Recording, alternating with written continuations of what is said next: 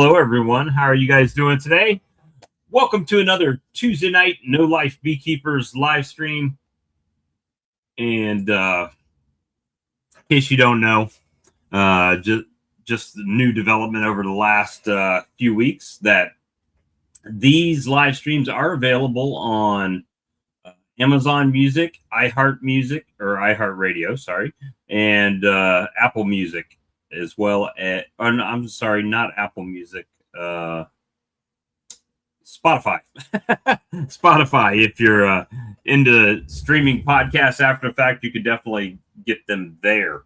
So a couple of interesting developments for me this week. It was a horrendous sales weekend here at the Bee Yard. It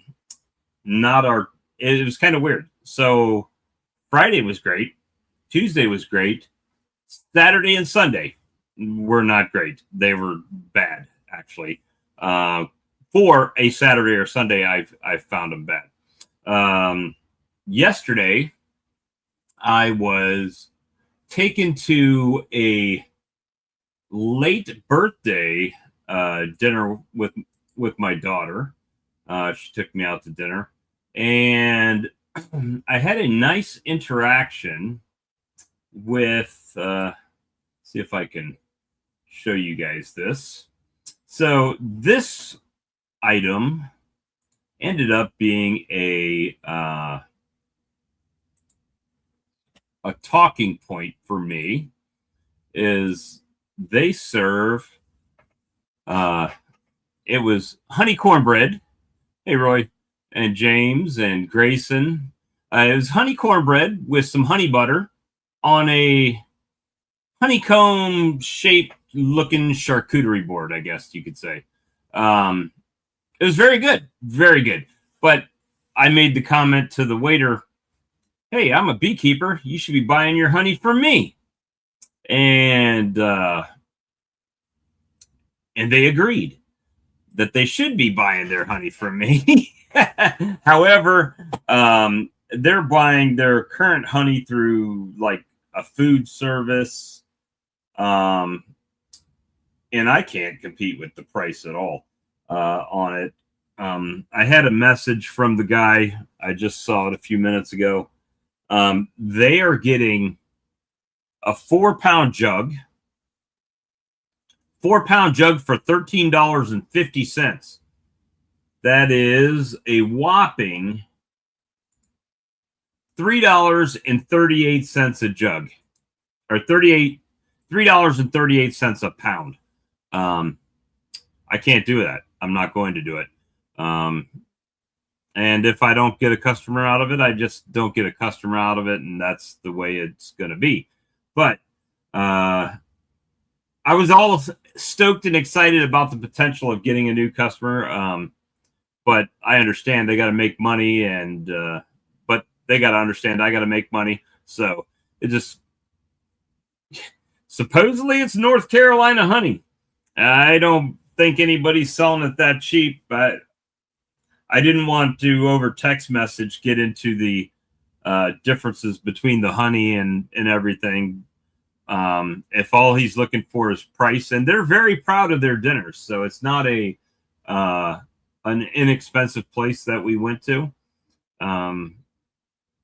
But they have to keep their margins. I understand that, but I think that's more, to me, a beekeeper issue. Why are beekeepers selling their honey that cheap to begin with? The only thing I could figure is it's imported honey that somebody blends and then sends it, right? So it is what it is. If I don't get that sale, so be it. I shot my shot, so to speak, with that. So if I don't get it, I don't get it. That is what it is. And we'll just keep moving with that. And it's not real honey that comes through the Cisco and the food services. I would have to agree. I mean, they're getting it for the price you can get a bear at the store, at the Dollar General store, right? $3. It's like, I don't even, I would like to be able to have them as a customer. However, I'm not going to do it to to lose money. That's not the goal. So we're not going to do that unless they say, well, you know what? I don't care. It's local. Let's get it. Because they seem to, when I spoke to them, they were very proud of the farm to table representation that they have here in South Carolina. But I can't even produce it for that, so I'm not gonna waste my time with that. I do have a question that hopefully when we get some people in here, I want to approach the topic of queens, and more so queen acceptance. And so once somebody jumps into the chat, I would like to talk about that, because with my splits that I made and the new queens, great is objective, right? But for the most part, everybody was in there and laying. Eggs, everything looked good from that aspect. But I had 2 colonies in my outyards that had eggs, brood, larvae, all new stuff. But they decided, I guess they didn't like her, and started supersedure cells immediately. So that's more so is, what are the thoughts on why you get a new mated queen, you put her in there, they let her lay up, they accept her long enough for her to lay eggs, and then they decide, no, you know what, you're out of here, we're going to go ahead and make a queen off of your eggs. So I'd like to delve into that and see if there's any kind of thoughts that are out there that are what people think the reason that is and why that might be happening, or why it did happen. Because typically it's been my experience, if they don't like a queen, they'll just ball her right away. But I have had a few times on occasion where they start to lay, you think everything's going good, then they kill her and supersede her. So that's the question, which kind of goes back to my initial problem that I was having, is the return of mated queens. So there's a chance that come back mated, the new queens, but it's the same issue, right? They're mated with the drones that are with some spicy colonies that I possibly don't want those genetics, but I do want a queen, so we have to get a queen in there. so that's kind of where we're at on some of those. I have not checked this yard this week yet. I need to start pulling honey and getting that spun out and getting that done. It's going to take me a few days because I work slow. Update on the new jacket that I just got. The new jacket, working great. My old jacket that I had, I would go out to the 2 out yards and I would be totally sweat through my shirt. Definitely did not sweat that much, and it was still like 90 degrees yesterday when I was out there. So just a little bit of sweat in some of the known areas that we sweat, and nothing more than that. So I think it's doing a great job as far as being a lightweight jacket. Hey, Keith, Chris, Odell, James McNally, Joe, good to see you. Just some different things. If you got any opinions, I know James has opinions. James, if you're in the hotel and not doing anything, come on and click the button and come on in. It's in the chat. Should be pinned to the chat. We'll see if Brad's having some issues around his place, weather-wise, so we'll see if he comes in or not. Thanks, Joe. I appreciate it, buddy. Appreciate the belated birthday. And we're just trying to see if anybody's got any opinions on that. And this is a round table, so I need other people around the table to come in and pose some questions. Let me see, I have a tip for hobbyists and small sideliners like Sawmill Charlie. If you put your cappings in a strainer over a 5-gallon bucket and then put it in your warming tank, you will get more honey. Sounds like a plan. I might have to take you up on that. Might have to take you up on that one. I've got some cappings in a mesh bag out there that I might have to do that and see how it's going. The what is new in everybody's worlds out there? What's going on in your bee yards? I know James McNally's on the road trip this week.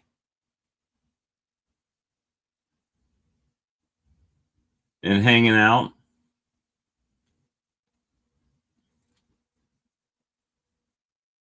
But yeah, my splits and queens seem to be doing well at the moment. We'll see. Give them some more time. Just a couple of them decided they didn't like them after they let them lay up and get a pattern going. This is a nice pattern too. It's a shame they decided they wanted to go ahead and make some queens. 5 pounds out of very little cappings. Yeah, you could definitely get some honey out of those for sure. For sure. All right, this might be a short stream tonight, guys, if we don't get some interaction. Talking to the chat because the delay does not work very well on these streams. Puts a lot of dead space in.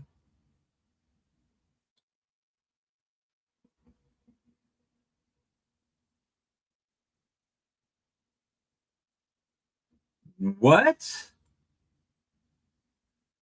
DC, no way. DC's bee yard has been told to move by the 1st. Selling the house and land on me. Just out of nowhere.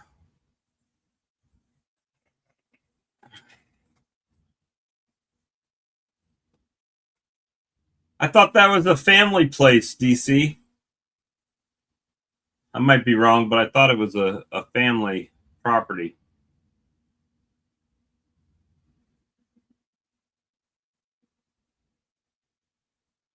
So are you going to go to Texas with her, or are you trying to stay up there?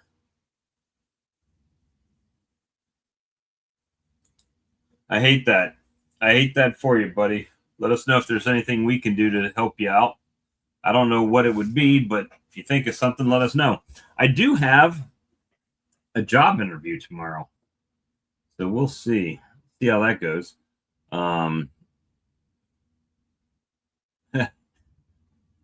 Taxes are probably lower. Hotter though. I do have a job interview tomorrow. It's a phone interview at 4 p.m. with Sinclair Broadcasting, so we'll see how that goes. Another sales position. They contacted me through LinkedIn. Is that the blue square with the N in it? I think it's LinkedIn. So we'll see how that goes. I'm so kind of tired, honestly, with the sales positions. So we'll see how that ends up, but I'll listen to them, see what they have to say. I just, it's like tap dancing for dinner every month.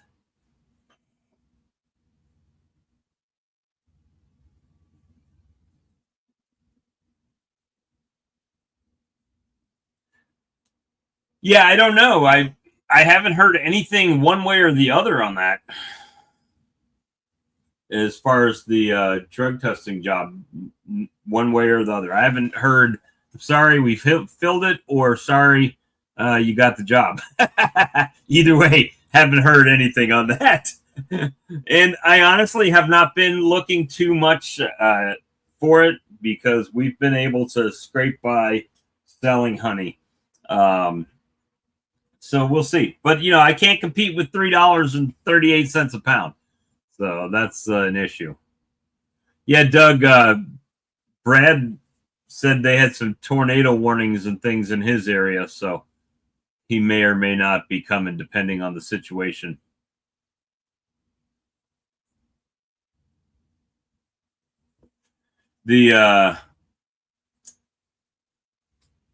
So it's gonna be a interesting next month for me where I've got to pull this honey, spin it out, get it ready, you know, get it stored, all that good stuff, get everything cleaned up, put up, and you know, make sure everything's good to go.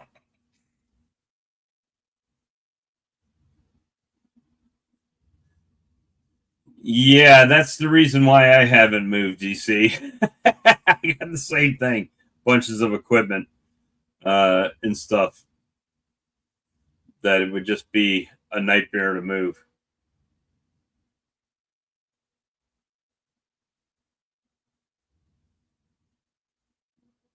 And then find a place that's reasonable enough to be able to afford. So that's always a challenge. Always a challenge. So, all right, guys. Anybody going to click the link tonight?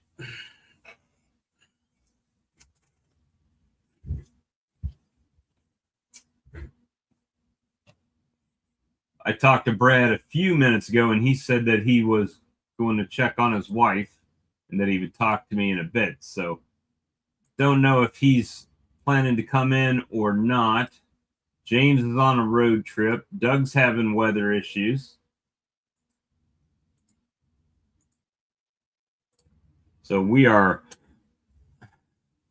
at a standstill.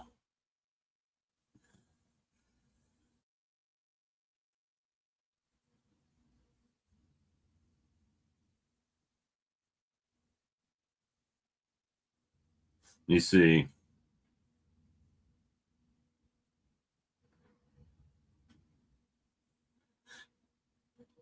I know it's hard to not get upset about those types of things, DC. It is a challenging situation for sure. For sure, I understand. Plus, no breakdown on live video. That's right. I do it from time to time. From time to time, you know, like the live stream when my mom passed away, and I was live when that happened. So it is definitely a challenge to contain sometimes. All right, this may go down as the shortest live stream in the history of live streams. Peer pressuring people to come in. It's going to make for a terrible podcast too. This one might not get uploaded.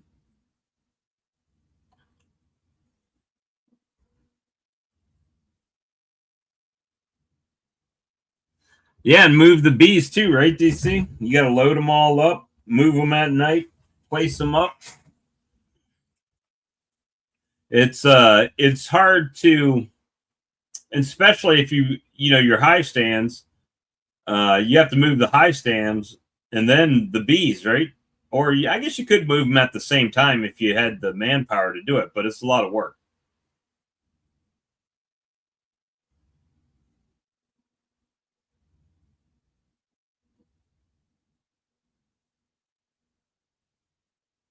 Let's see.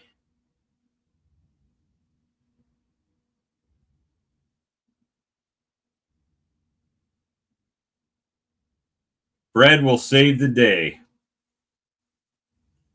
All right. You know what? Heist for Hero has assigned me 4 mentees this year. 4. I've got one that messaged me tonight wants to come over for the first time next week. I had one from last week, and I have gotten nothing as a response from that. They were out of town, so I figured they would have contacted me this week, but they have not.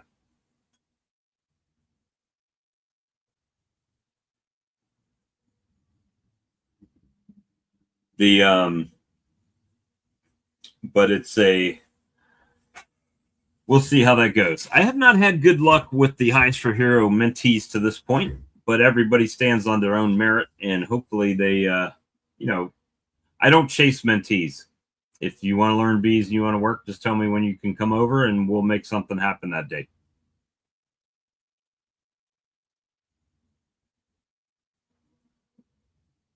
But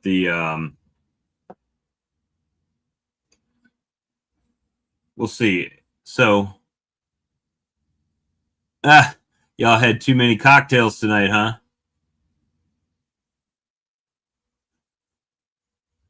What's the smell of my honey rustler?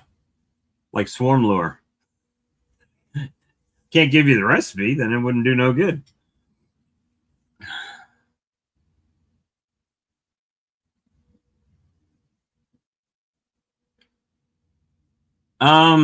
You know, I have not had good luck. I've been matched up with probably 7 in total since I've been affiliated with Hives for Heroes. I've had exactly one of those show up to my yard one time. And it's not, I mean, they're welcome. But I leave it on them to contact me to come out, right? I'm not going to, I'm in my bees so often that I'm not going to text out a list of people to let them know I'm working bees today, because I'm working bees pretty much every day. So, and if I know someone's coming, then I will definitely go that day. But every time I decide I'm going to my bee yard, I'm not going to stop and get on my phone and text 5 people. Hey, if you want to come out, I'll be in the... No butyric acid. Not in swarm lure.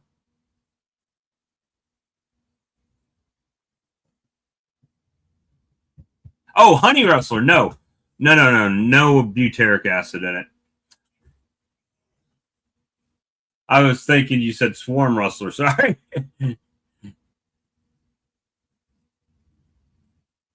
Cherry almond is closer. Is closer. But it's one of those things that, at least it was for me, when I wanted to learn bees, I would contact my mentor, and I would say, hey, I'm available today. Are you going to be in the bee yard?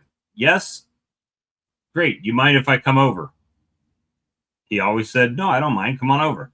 And that's how it should be, right? Because I don't believe that you should have to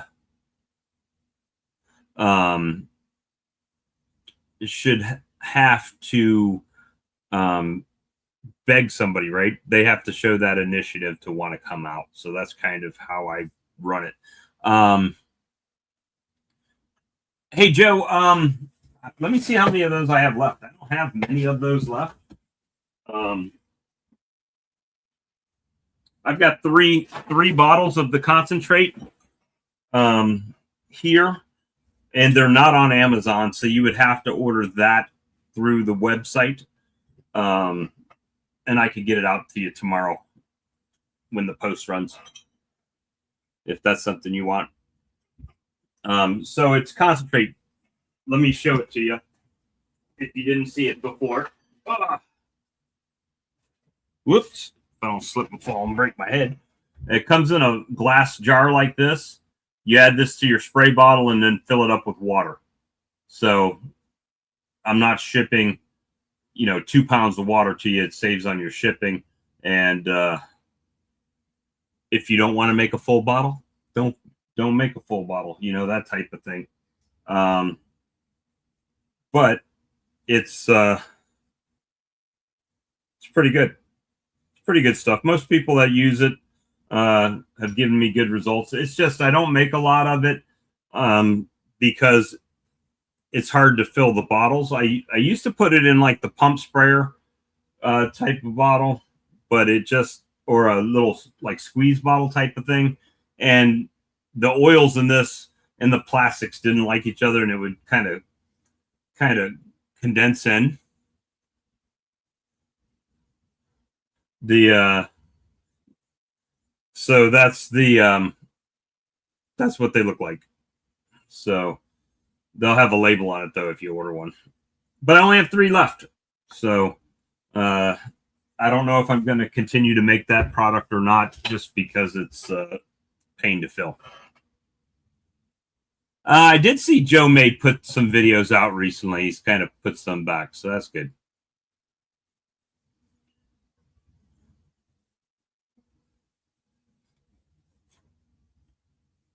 That is good. I don't think Hives for Heroes themselves, maybe the individual people keep bees. I don't know that as an organization they keep bees. And, you know, there's other organizations too for veterans. Heroes to Hives is through Michigan State University, and it's a free beekeeping course you can take through Michigan State. And things like that. So there are options out there for veterans and beekeeping if that's something you want to do. But Hives for Heroes pretty much matches an existing beekeeper with a veteran who wants to be a beekeeper, and then you know, they get together and do their thing. What I find, and I express this to our state representative here, as I said, there needs to be a little more explanation to the veteran on what to expect. You know, first of all, it's farming. So you got to do things on a schedule. It's not a just do it whenever you want to do it type of thing. Don't show up with your service dog to the apiary. I had that happen.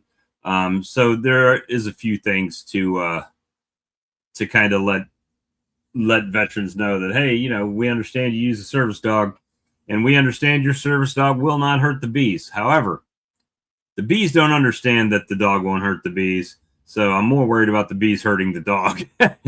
So that's kind of the challenge, is just letting people know what to expect when they come to a bee yard. Are they coming with a veil? Do they not have a veil? You know, what for them to expect. All right, and coming in from Manitoba, Canada, it's Brad Hogg. Da, da, da, da, da, da, da, da, da. How's it going, boss? Hey, everybody. Oh, it's going. We're on a tornado watch tonight, so we're all on pins and needles right now.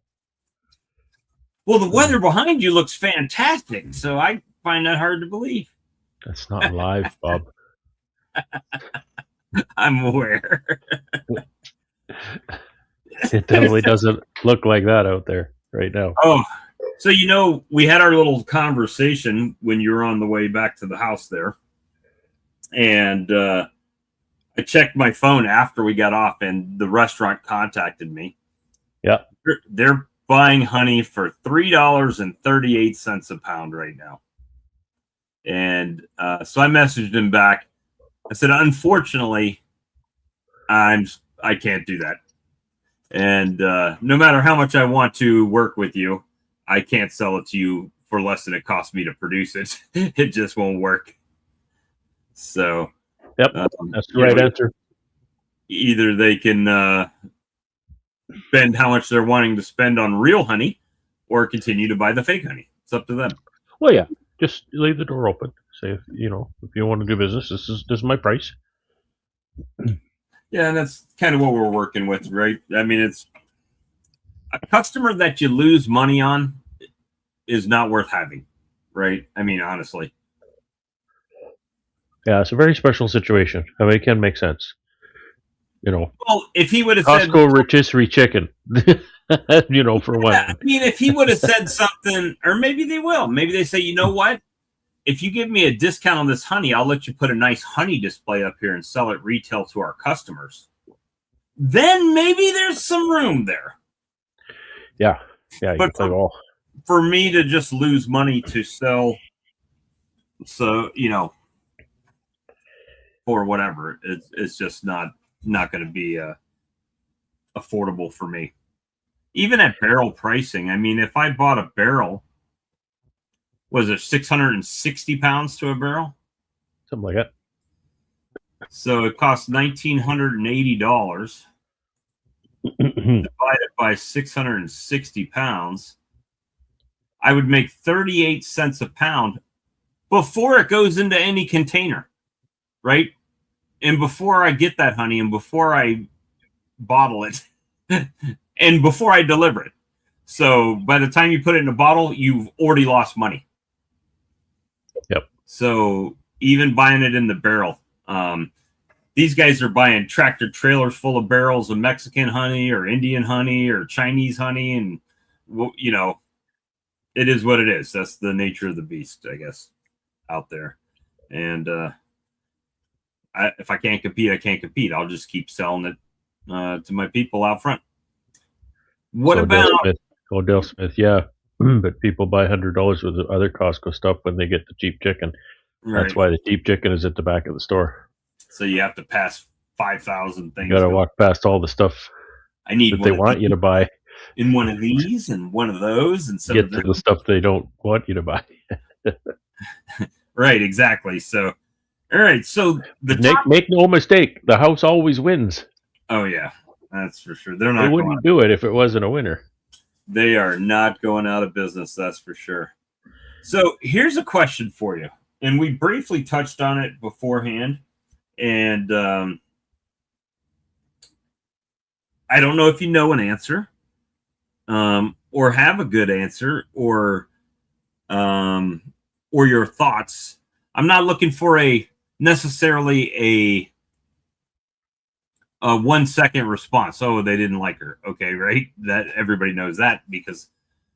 So what would cause a colony to release a queen, a newly mated queen, or one you just purchased, and you put her in there, and they release her?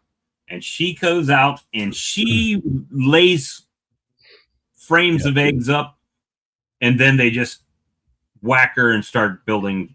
That's a complicated question. Well, that's why we want to have a few comments. And firstly, I apologize. I'm very distracted on the tornado watch here. I'm trying to watch the radar on my phone and looking out the windows and stuff. Now, so my first comment is I like to steer clear of the statement, they released the queen. They did no such thing. They're bees. They ate the sugar. Well, they ate the sugar and she got out. They did nothing with the intention to let a queen out of that cage. They can't reason that, there's a hole here full of sugar. So if we were to eat that sugar, you know what might just happen? No such thing. Okay. They don't have the intention or the motivation or anything to release the queen out of that cage. Because when you think about that, I think the assumption in that statement is that they want to interact with that queen. Maybe they do. But that's not why they let the queen out. They let the queen out because they're greedy little bees and they want to eat the sugar, right? Okay. They're like me and cheeseburgers. So they put a cheeseburger in front of me and say, there's a queen on the other side of that cheeseburger. If you eat the cheeseburger, the queen's going to get out. And I say, I don't care about the queen. I just want the cheeseburger, right? Okay. Secondly, do you think they killed that queen? I did not see her in the box, right? 2 colonies that I did not see her. I saw evidence of her, and she's marked, so I should have seen her, but I did Did not you see her. did you see eggs? Did you see Did see recent laying? recent eggs, Okay. larvae, Okay. everything within the last week since I've been in there. So another thing is, I don't think in a supersedure situation, and this is just my impression of it. I can't back this up with any scientific citation. I don't think in a supersedure situation that they kill the queen. You think I they just think started making cells, and then when one right. comes out, They that will the take. virgin will kill the queen because that So, will really tighten up that queenless period, right? That tightens that up from virgin emerges, kills the queen, goes off to mate, comes back and lays. So that can be a matter of days and up to a couple of weeks. so it's in your opinion, and I'm putting words in your mouth, so correct me if I'm wrong, that the bees would not allow themselves to be queenless for a period of time that they didn't have to. Right? Obviously, Yeah, if a queen dies, they're yeah, forced. yeah. But I don't think, and so why did they start supersedure proceedings? I'll put it. Um, they were unhappy with her for some reason. Yes, sometimes they'll eat through that candy plug. This queen will come whistling out of that cage and they'll go, "Oh my God," and they'll kill her, right? That's not this. So they weren't threatened by her. They weren't, upset by her. Um, could it be poor mating? she starts laying and there's something wrong. Could be poorly mated. Uh, maybe it's poorly mated genetically. Maybe she's missing a leg. They'll supersede her under a lot of conditions, and some I think we're not aware of because they're based on pheromones. Maybe maybe her QMP is very low, and so they think, her QMP is very low. She's probably really old and ready to die, so let's make another one, right? Okay. Could be something as simple as that. I've noticed that when you move bees, they supersede. Not as a rule, but they do on occasion. And I'm wondering if I'll go back here a little bit. If you introduce a new queen, like one of these queens that you introduced, Mhm. she exits the cage, she starts laying, and if you go into that hive and you start rattling frames around and inspecting, I've seen it happen. You'll pull a frame, hey, there's the queen, and the bees just go on top of her and kill her right in front of your eyes. So that's why you want to wait. I like to wait a good 10 days after they're out of the cage Right. to go in and see what they've been doing, Well, because they take time. They take time to really get used to her. So to go ahead to what I was saying about moving bees, you move bees. That's a very traumatic situation. Rattling around on a truck for a day or more, right?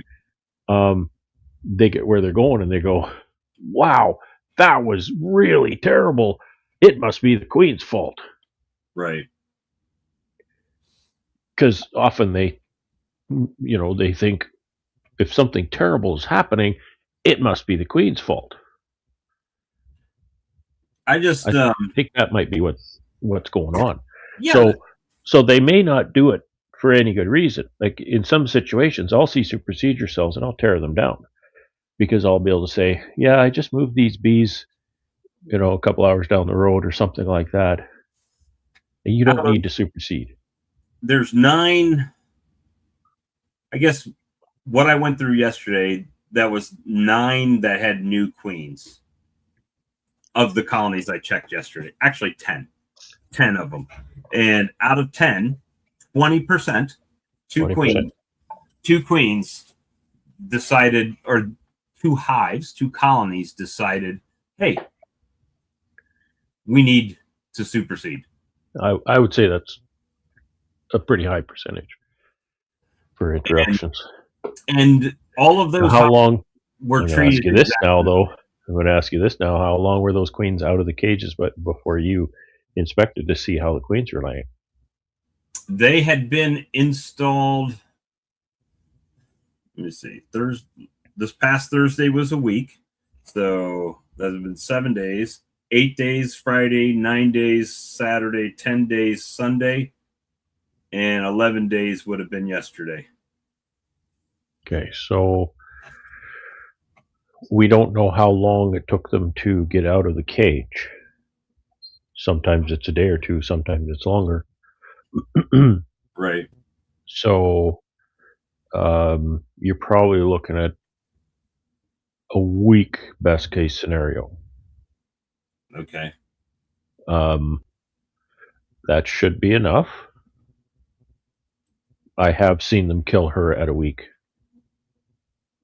And this isn't that, right? This is supersedure. That's different. But Right. I'm just saying. Well, I mean, they definitely. I mean, they gave her time to walk around and lay up. So they didn't immediately just jump on her and ball her. So that was kind of the thing, and then because all of the hives were constructed the same and put in on the same day and boxed in the same day. I mean, it was all boom, boom, boom, boom, boom, same way for all of them. So it kind of gave me, how we've talked in the past about, hey, when you make one change, you can see if that one change works, but if you make 5 changes, you can't determine which change affected, right? Yeah. But all of these colonies were done the exact same way on the exact same days, and 2 of them found exception. So in that yard, I have not checked them in this yard here, so there's no telling here. But the out yards are the ones specifically that I'm speaking on. Let me see. Just checking their radar. Sorry. Oh, no worries. The it's kind of a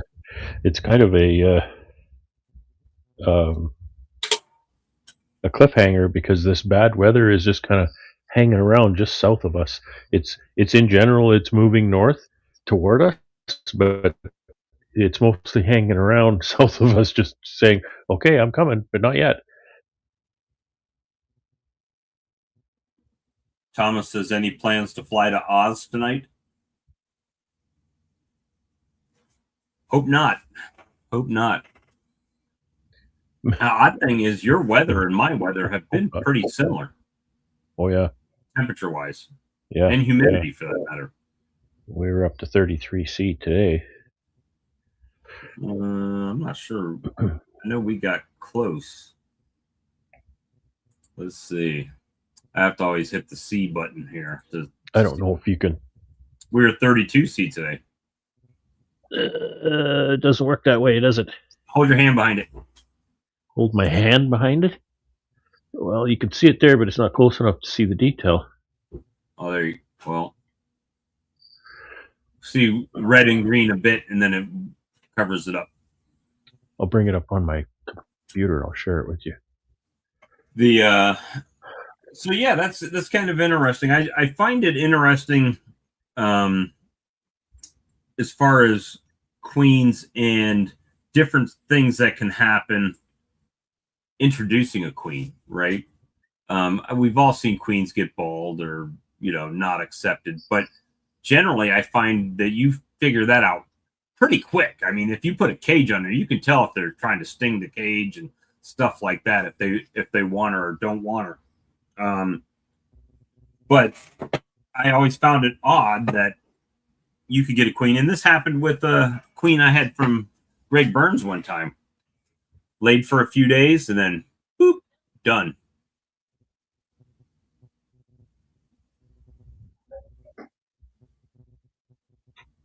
All right, so Mark Miller says it sounds like the brood that you put in with the new queen had something wrong from the start.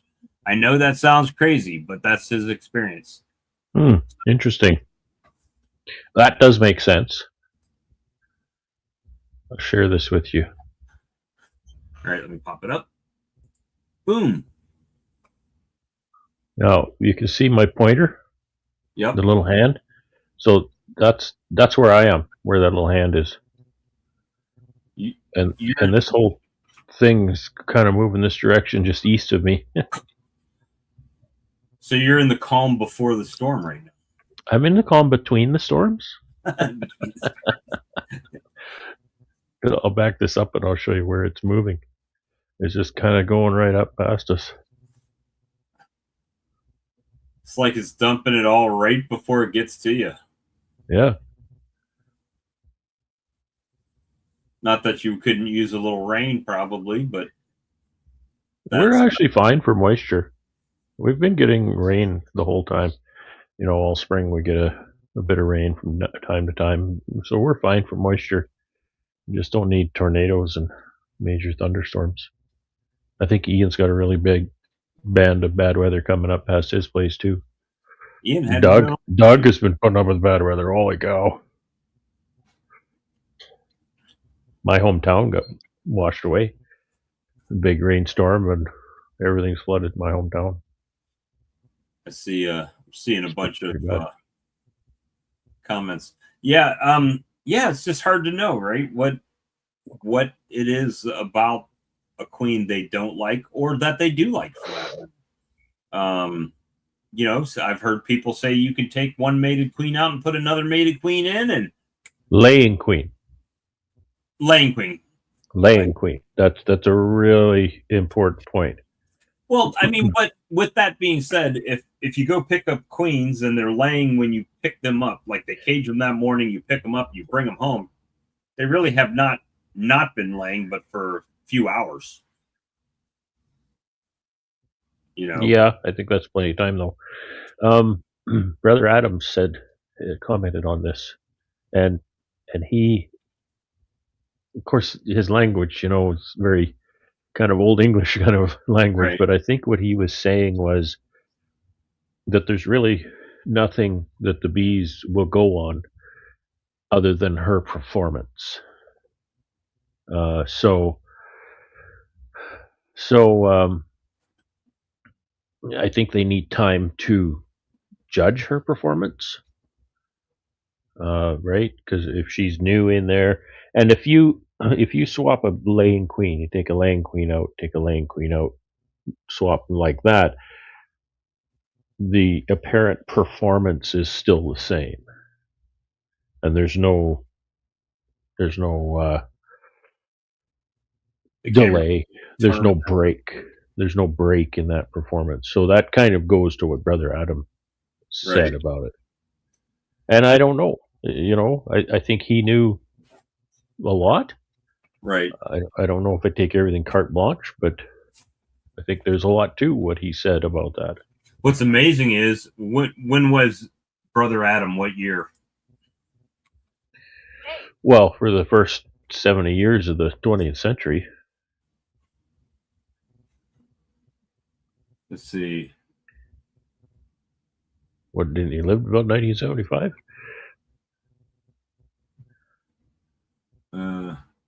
Let's see. 1975? Didn't he?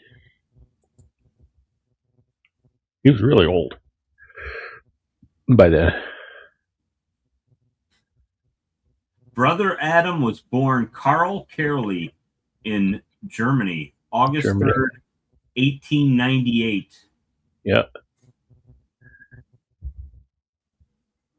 It's so you're saying that would only make him, if he died in 75, that'd only make him like 78 years old. Yeah. Yeah. It doesn't say when he died. Let me look. Wikipedia is our friend. Oh, he died the 1st of September 1996. So I was way off. At age 98. But that means in the 70s, he was, in his 70s keeping bees. That's not unheard of. JW. I know a lot of 70-year-old beekeepers. Sam's in his 70s keeping bees. So it's. Thomas Robinson, he knows, 1996. I just find it interesting that there are not more recent, and there might be, I don't know, maybe I just don't know about them, more recent information or anything that's been expanded upon, or, you know, um, everybody says, and it's passed down, right? Word of mouth. That's what we're doing, passing knowledge word of mouth here, right? So it's like, um, everybody does it because everybody does it because everybody does it, right? I mean, that's what it is. So as far as oh well, certain percentage is going to do this and a certain percentage is going to do that, and nobody has determined, well, why, what is causing that, you know. Yeah, yeah. I mean, for a lot of reasons, I like following commercial beekeepers because they'll give you the numbers. They'll say, "Yeah, this is what we do. We go in, pinch the old queen, we put the new cage in, slam the lid. 5% of those fail." And they just build that in, right? They're not Right, too concerned about the whole why. They just know that if they're going to buy 1,000 queens, they buy 1,050 queens right. because 5% of them are going to fail. Looks like I got a disco light going over here. It's just my LED light bulb decided it wanted to flicker. Yeah, it's interesting, and maybe it's to my attention a little bit more because I don't buy 1,000 queens, right? I've got limited. I don't have 1,500, 2,000 hives that I just do that with. Like a couple of years ago, I think it was Bruce Jenny. He just randomly, and I don't think it was random. I think he blanketed. He just inserted queen cells in every single one of his colonies, and survival of the fittest, right? The newer or the stronger bee would win. So that's it is interesting. I find it very interesting as a topic on why the bees do certain things. Like, this time of year, I'm seeing a lot of people posting washboarding. Nobody knows why they do it. They do it, right?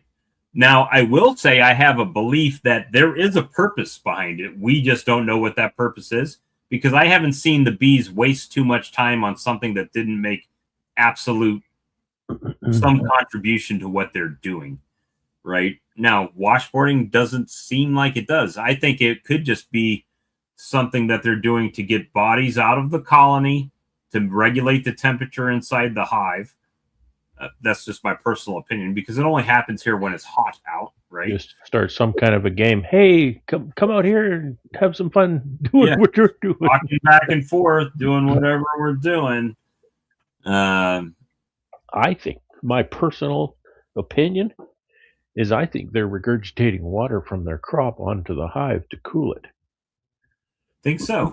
Because Why? they do that. They do it in very hot weather. For me, it seems like they only do it on the front of the colony, though. They don't do it on like the sides or the back. It's always Well, for most beekeepers, the front of the colony is this. I was going to say the south side, but it is the sunward side, right. Well, that would make sense. It would be the hottest. the hot side. That would also be potentially, now, we see a lot of bearding, and we contemplate that bearding is a method to cool the colony down, for them to get bodies out of the colony. To remove the heat generators. Right. So Yeah. if they're on the front of the colony, technically they are also insulating that hive away from the sun and taking the sun off of the colony. They do cause shade on the surface. So that, Yeah, it's interesting. A very, very hot weather. If you do an inspection, you pull a frame, and there's bees on the outside of the frame. There's no right, bees in the they're middle. not Right? on the middle. They're just They're running not around in the middle. Yeah. Let me see. Isn't it a post-flow thing? Well, typically it is here, because that's when the heat is the hottest, is after the flow. So could be. Not sure exactly why.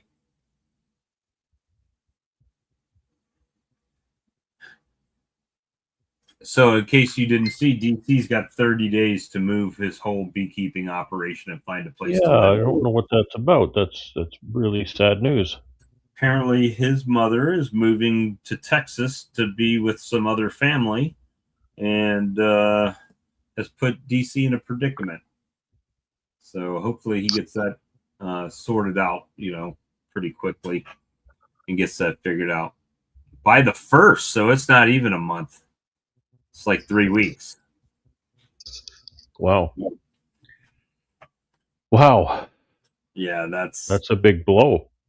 And he just ordered a bunch of equipment that may or may not even be there by the time that he has to Cancel my order. That's unfortunate. Sorry to hear that, DC. He's like, surprise. Yeah, it happens a lot. That's one of my fears here, is that I ever have to move, figure out what I'm going to do with all my bees and all my equipment, and move everything. And that is, let's see, Bob, I have, let me see, I got to post this up. Hold on, so I can read it. Bob, I have a log with bees in it in the backyard, and there is a saw cut that runs almost all the way through it. This morning, I took a video of the bees washboarding inside the log.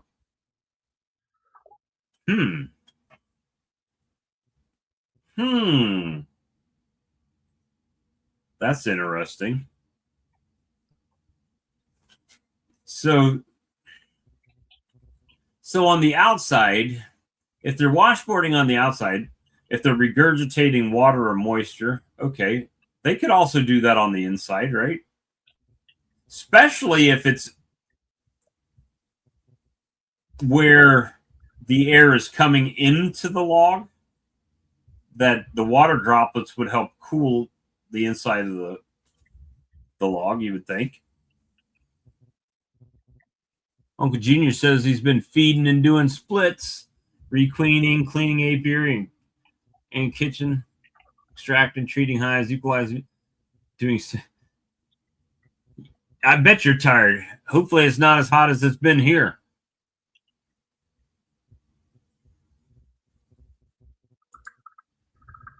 That's, oh, he's sending me the video on Messenger. Let's see.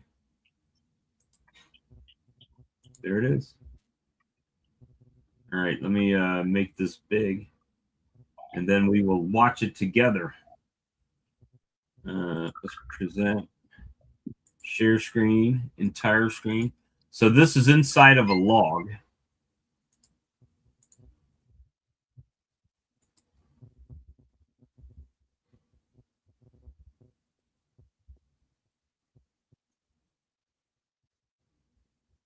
Well, that would technically be the entrance of the colony, though, right? I mean, because you figure they would go in and then have to go either left or right, probably left from what I'm looking at.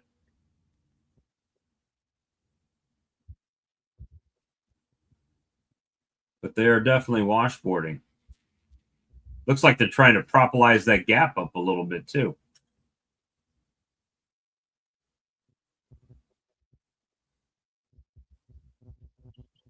The great unknown of washboarding.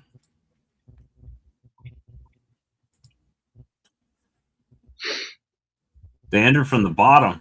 Huh. That's crazy. I mean, we all seen them do it. It's another one of those things that they do, and we just don't know why they do it, right? What stimulates them to do that? Maybe it's nurse bees that can't yet fly, that are just on the outside. Who knows? I don't know. Evidently, those are not nurse bees. They do not look fuzzy enough to me, but that is, they're making an Apis swamp cooler, Eric says. Could be. Could be. But they're not fanning, right? They don't fan. They just are moving back and forth.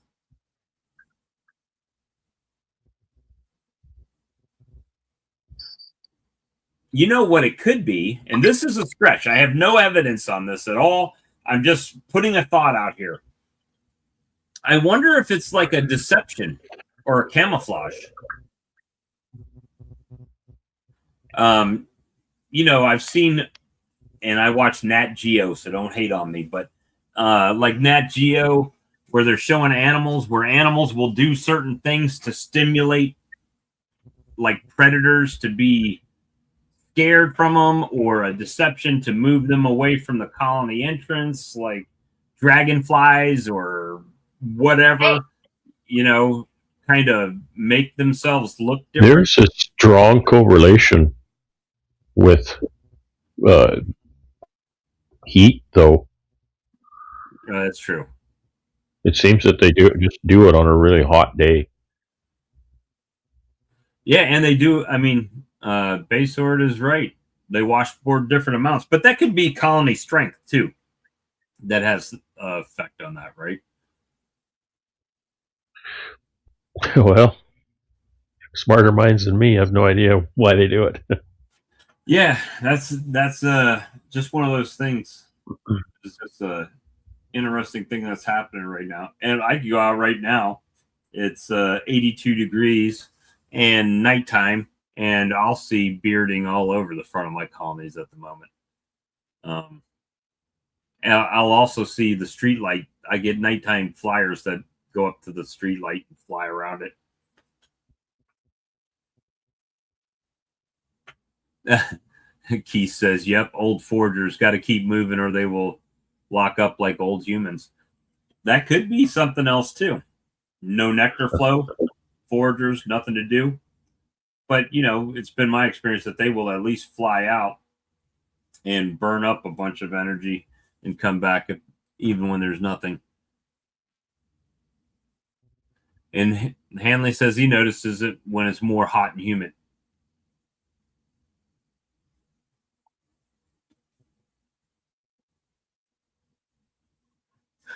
Mark says, after working flowers for some time and the flow stops, the bees' proboscis energy is just don't stop with the flow. So I think it's an itch, like an itch, nervous twitch. Then we need some nectar. We need nectar.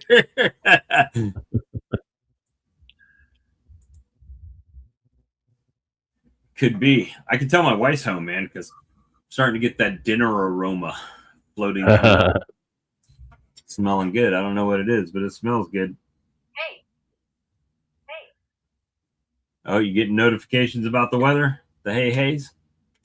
Oh, I get lots of hays. So Apis cerana when hornets get close to the hive.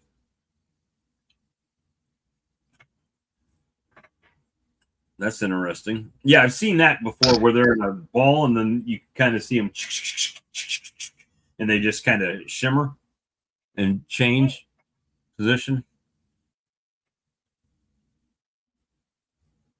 That is true.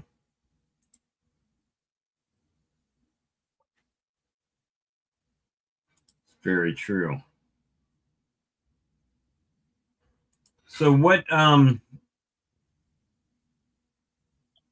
what's going on in the world of Brad? I actually haven't talked to you really. I talked to you today, but I haven't really talked to you for the last couple days. I know you had what's going on in the world? Your beginner course. Yeah, we did our little queen workshop on Saturday. Hence the major sunburn, because I didn't wear any sunscreen like an idiot. Now my skin is just raw. Got the SPF virus. Went pretty good. Had, I don't know, 17 people or something like that. It was a nice little group. Everybody had a good time. The weather was fantastic. It was very warm, but we had a little breeze. And yeah. But it so went we nice. Talked about different ways to raise queens. I demonstrated one way to put together a cell builder. Talked about the importance of a robust cell builder.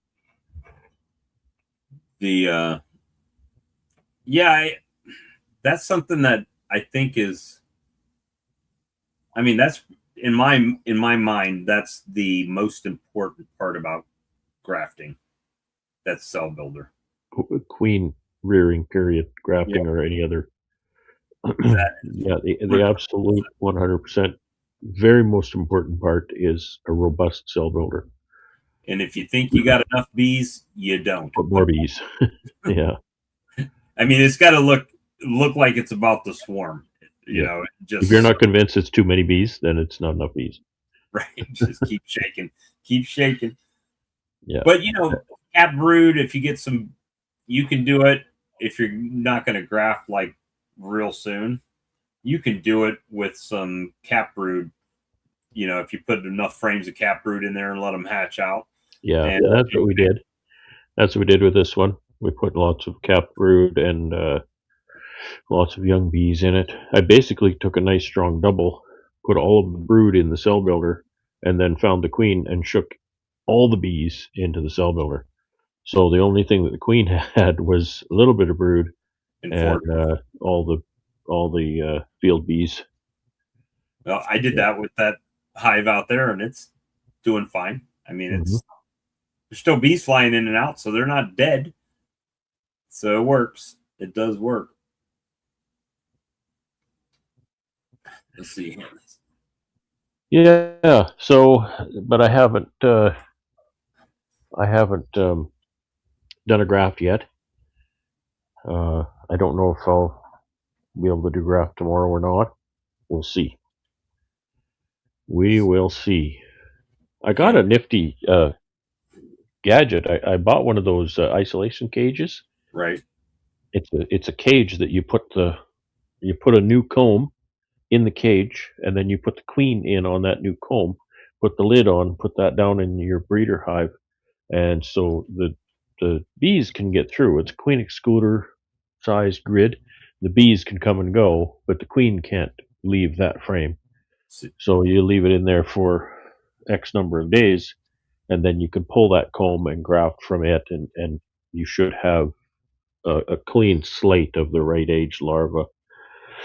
I want to ask one of my mentors, though, who does queen rearing, um, if he thinks I need to leave that comb in for a preparatory period for them to clean that comb up and prepare it for the queen. Maybe I speaking just need to try it and see what happens. speaking of one of your queen rearing guys, he just reared his head. One of them reared his head in the chat.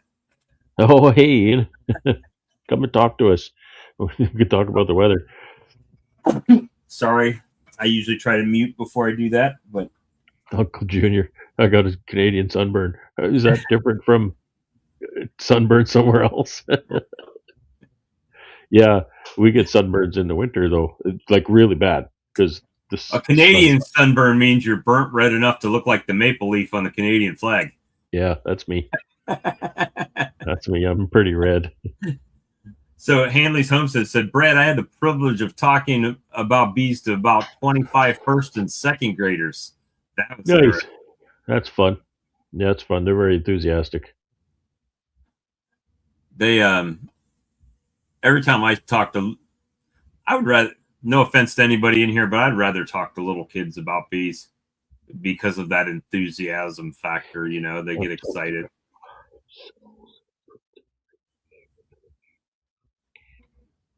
Ian says he's on his fourth bear fence of the evening, listening to continual tornado warnings. I don't understand Horatio's that question. What happens if I grab 5 cells and put them right back into the beehive that they came from with the bees drawn out? Graft. What if I graft? Okay. What happens if I graft 5 cells and put them right back into the beehive?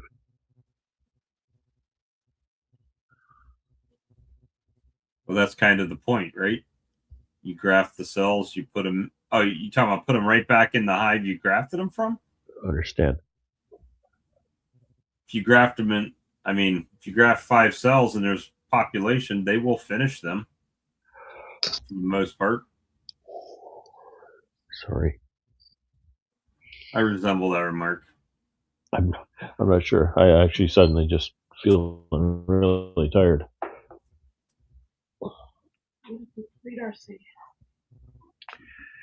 I'm gonna mute for just a second. He took a handful of drones so they could hold the bee in their hand. That's cool. I do the Ian Stepler Skittles or Starburst waggle dance when I teach them. They seem to like that waggle dance.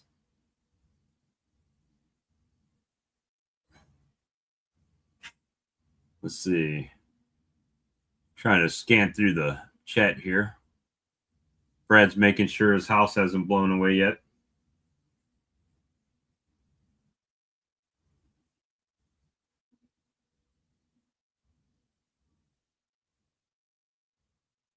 And it is quite the interesting day. Today's also our South Carolina primaries on elections, so we've got a bunch of that stuff going on today around here. Let's see. All right. Well, if you're just in here and you don't know that these chats have been getting uploaded to iHeartMusic, Amazon Music, and Spotify. So you can actually listen to the replay if you choose to on there. Usually I do it right after the stream, try to upload it. We try to upload it.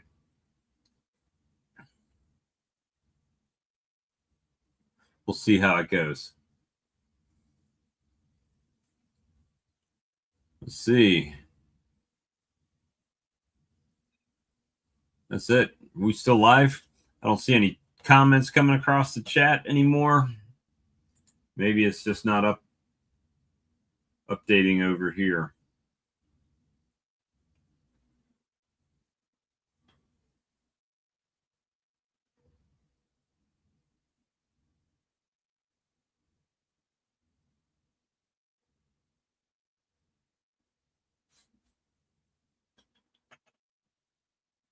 Let's see. All right.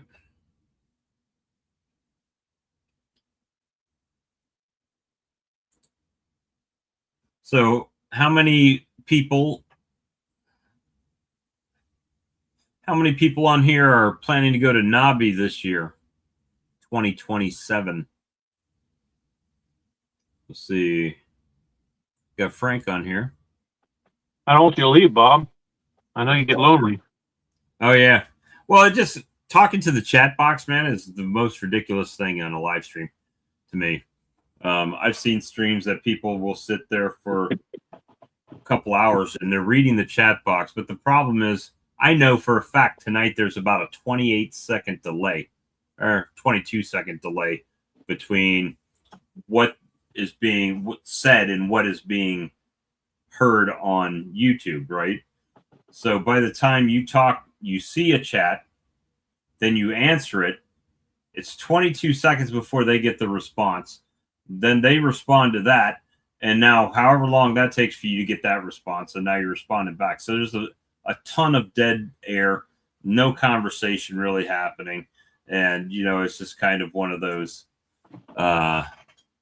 things. And it makes for a really, in my opinion, a boring chat. But whatever. I mean, everybody's is different.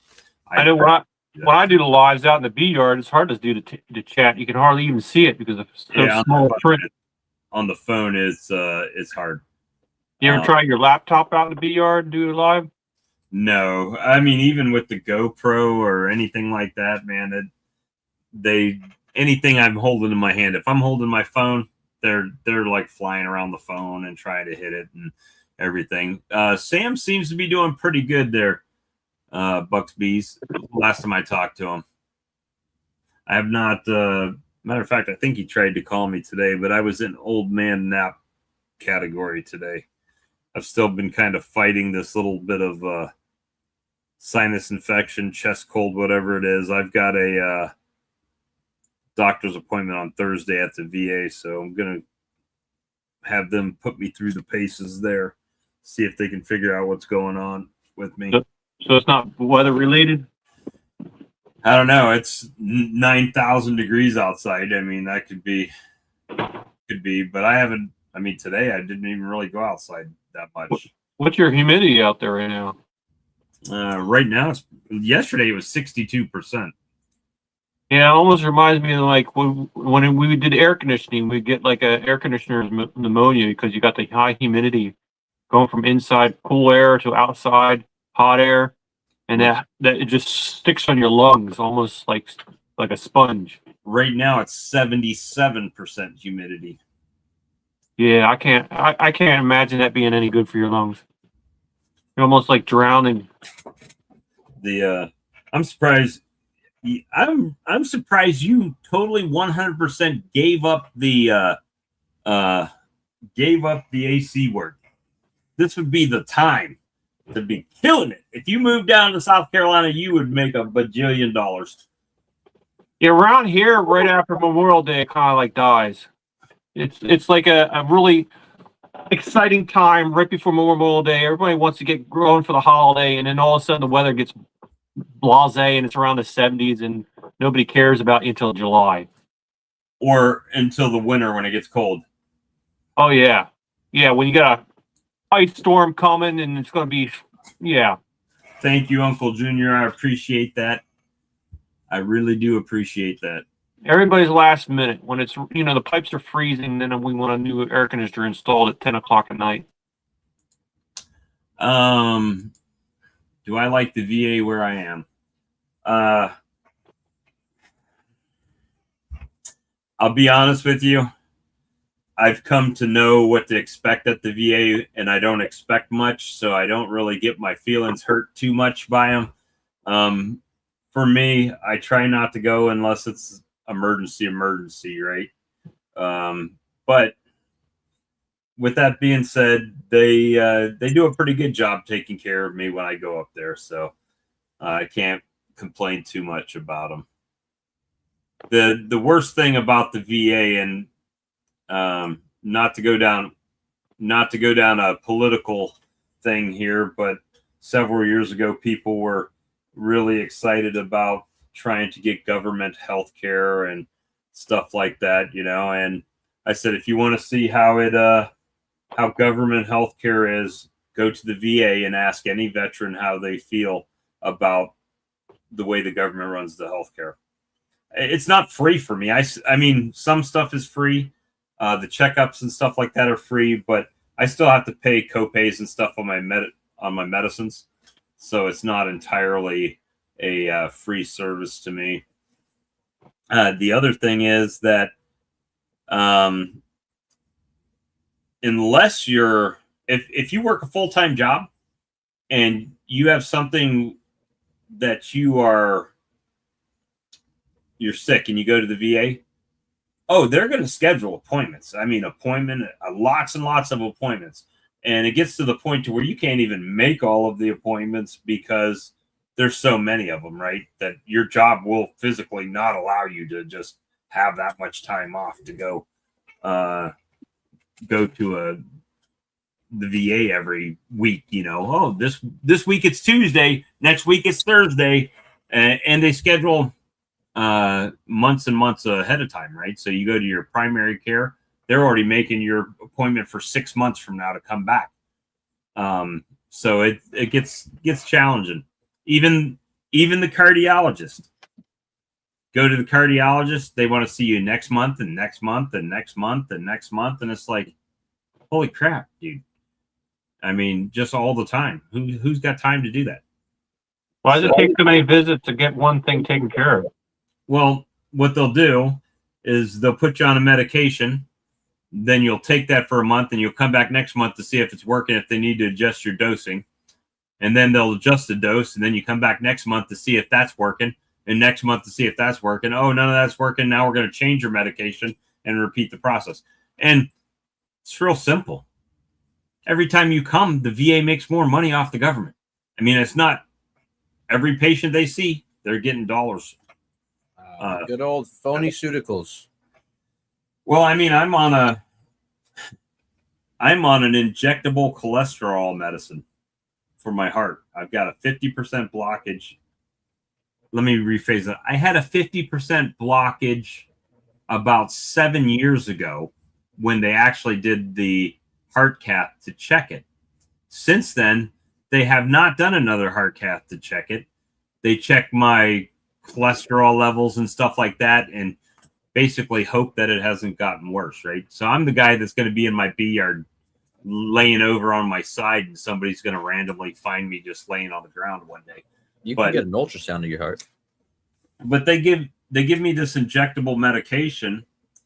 They'll send 1 month supply at a time. So every time I take a shot or every other shot, I have to go back online to, it's not like I go to the pharmacy here and the pharmacy says, oh, here's your medication. And then next time I need it, I go back and just can keep getting refills.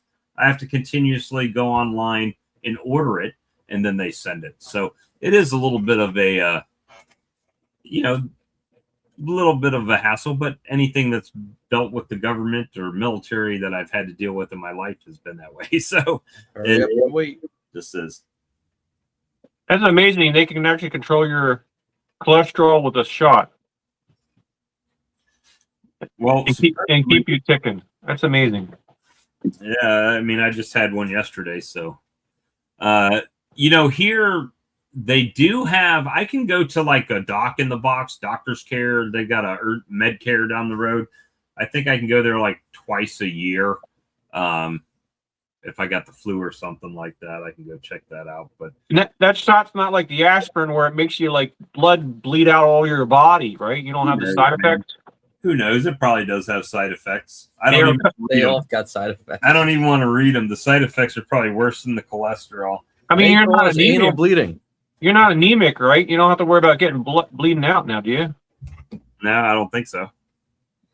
I've got but I mean, it's all kinds of things I gotta get checked out for. So I don't want to give everybody my whole medical background, but I've got like nerve damage and stuff like that. Have you ever been to sleep and wake up and exactly half of your hand feels like it's asleep, like 2 fingers? I've had 2 fingers on this side, and then like the other side is the other side. So like this half of my hand on one side, and then the other side is the other 2 fingers. It's crazy.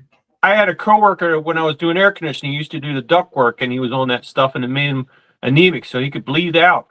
And he warned me. He says, "If I get cut, I could die."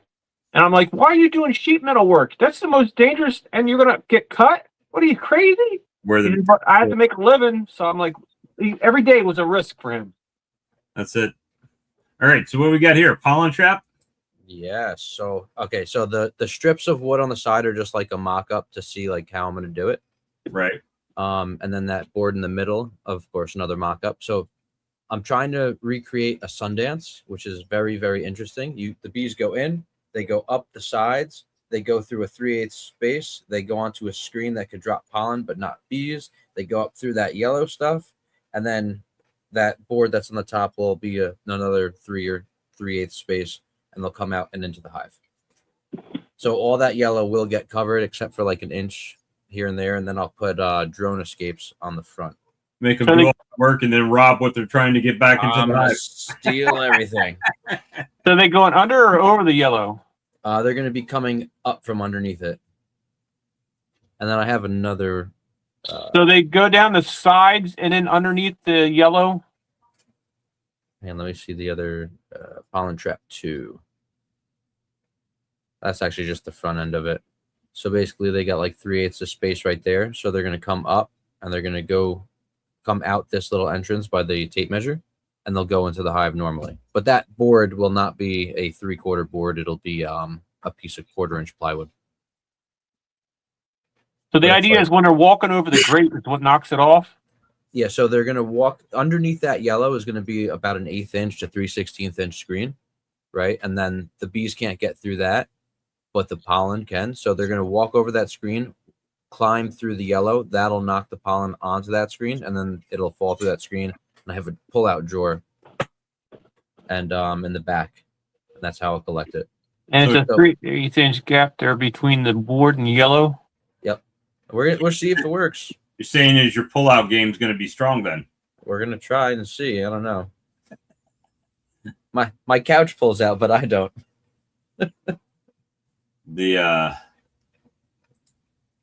All right, so let me see. I've always wondered if you are taking a lot of their pollen. This is going to affect their brood rearing. So I'll only set it for like a day on and 2 days off. And plus, at least down here in the spring, when they start bringing that pollen in, they will flat plug the whole thing up. I mean, they will just bring. Yeah, and honestly, those traps, the traps never get everything. They always have a little bit that they make it through with. So if you do 1 day on, 2 days off, it's no problem. And then you gotta freeze it, right? Because it'll go moldy. So you either freeze it and then it retains better nutrients and vitamins that way, or you dry it and then you basically Then you put it in a jar like this, and then it looks like that. Yep. Yeah, Bob, you're collecting that stuff? No, I bought it from someone who does collect it. I can get 5 pounds for $80, and that made me 16 5-ounce jars, and I sell these for $15 a jar. What do people use that stuff for? They put it in their cereal or their yogurt. They'll just take a Salad. teaspoon every day, teaspoon in the coffee, and some people swear by it that it cures their allergies. But I mean, for $80 for 5 pounds, it's and I don't have to work at all for it, you know. So it's just easier for me, I guess. I try not to dissuade anybody from doing anything that they want to do. I mean, if you want to build that, do it. You know, that's up to you. But I don't. Yeah, I'm gonna see how it goes. I do have some pollen traps though, so a lot of the bottom boards have the little pollen trap entrances that I have out here. You have what is it? The Appy May pollen trap? No, I have a Saracel pollen trap. Right, it's a hive bottom that's got you flip the little thing down. It's got the holes in it. They got to crawl through that knocks it down. I've got some. Sounds very labor intense. Yeah, and then I don't have a pollen dryer or any of that other equipment, so it's like you could sell it frozen though. You know, basically you freeze it for like 24 to 48 hours to kill any beetle larvae or eggs, and then you put it like you basically take a table and a couple of paper plates and pour it onto a paper plate and pour it like a couple feet above the lower plate and have a big box fan blowing, and it blows any particulates out. And then you go through with tweezers and pick out whatever. But for me, I could sell an 8-ounce jar of it for $20. Oh, dude, this works more work. That's okay. An 8-ounce jar for how much? $20. I'm selling 5 ounce for 15. Yeah, it's probably a bit better on the price, right? You can get more like that. Well, I mean, overall, you're making more money, but I'm selling more jars. But yeah. Next, you're gonna collect venom, right? I can't afford the venom collector. That damn thing's $700. I just stick the bees into my neck and I'm good. They do that on their own for me. Although I will say with my new budget jacket that I've gotten, I went to both bee yards yesterday. I took 0 stings. Nice. And I did not sweat all the way through my t-shirt like I did in the old one. So, and they're both 3-layer ventilated jackets. So, I mean, I still got the under boob sweat right on top of my belly. But other than that, I wasn't sweat all the way through. And I went through every colony, which in that yard is 12. I went through 16 colonies yesterday, and I did not sweat through. So it was pretty good. Pretty good. You have some mean bees there. I don't even have to need a jacket. That's why I re-queened everything. Wow. Well, not everything. I re-queened 15. Half the time I don't even use my smoker anymore. I don't use my smoker. It doesn't do any good. They're mean whether you do it or not. Have you not had a hive like that it doesn't matter that if you smoke them or not, they're still coming? Yeah, at 9 o'clock at night. I don't work my bees that late. I work my bees during the middle of the day. Try to, like, after they're all flying and going, where there's as little bees in the colony as possible. But yeah, I mean, I could pop that. I can take the lid off some that have an inner cover on it, and they will start coming up through the hole in the inner cover. To get you. Right? Yeah, I've got a couple like that. Now, do you smack them around or something? I don't have to. I just take the lid off, and then they come out in the middle. Holy cow! Must have skunks or something bothering them all night long. Well, that's why I got mated queens. Was I did not want any of my new colonies to mate with those drones. So it was a big undertaking. Plus, I wanted to do expansion. So my swarm colonies that I got from Keith Larimore at Larimore Farms, I can open them up. They'll sit there and look up at you on the frames, right? So they're not bad. But it's like Russian roulette in my yard. So I can't work those bees without a jacket, because the next colony I open could be the hot one, right? So we just I just wear it now. And Sam don't have that problem, right? Well, I'm gonna say no, but there's a reason why. And the reason why is that he's making 5-frame nukes. So his strong hives are the ones that he's pulling resources from to make his nukes, right? And he's doing walk-away splits. So he's keeping them, they're always weak, right? Once they've grown up into a single deep or a double deep, that's where my apiary started up, right? Was off of his bees. So it's the same thing if they got bigger. Yeah. I mean, they will get mean. I mean, I hate to say it, but the mean bees make the most honey. They keep the most stuff out of them, at least in my yard. I'm not saying that for everybody, because we know Canadian bees, they're like very gentle and make this colony is nasty, and they're packing out like 180 pounds this year. Yeah, so I mean, it just depends. Killed the queen on a mean hive and split it up last weekend. Did you give them new mated queens, or did you give them what'd you do when you split them? Because if you split them and did walkaway splits, you just turned one mean hive into 10 mean hives, or however many you split it into. And how do I know? Because I did that before too. So there's Did you see that comment I did on one of your videos, Bob? For the there's like a local queen breeder. I think they're south of Columbia.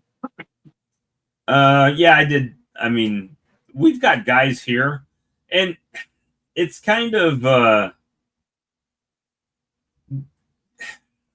for me, the queens are difficult, because I want to be able to buy like these pole line queens and these golden wests and all of this, but damn, are they expensive, right? Yep. I mean, and even the queens that I bought were a local hybrid.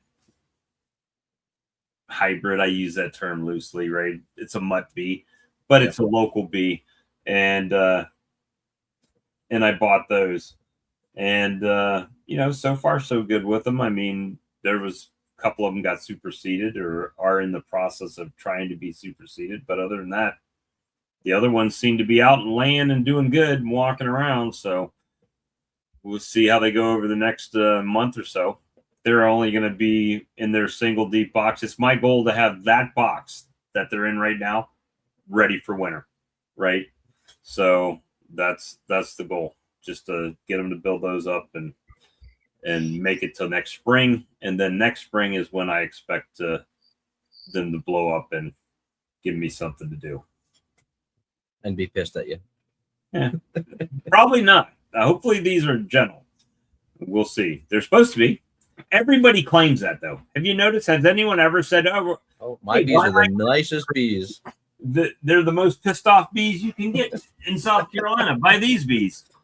that's nobody ever says that. They just end up being that way. Oh yeah, my neighbors, they rave about their genetics, the queens that they get. They're like, oh, my bees are so nice. You could work with no smoke, no veil. You could even crush them, and they're not gonna come get you. Okay.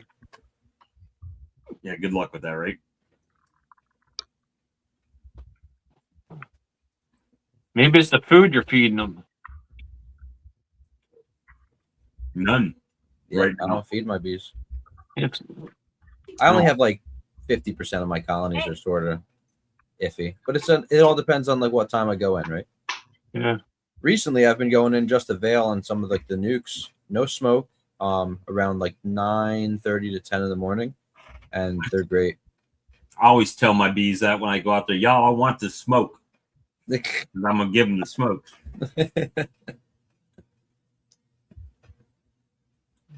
Well, I'm glad to see you back, Mr. Brad, that you didn't blow away. We're still here. Still there. You guys okay up there?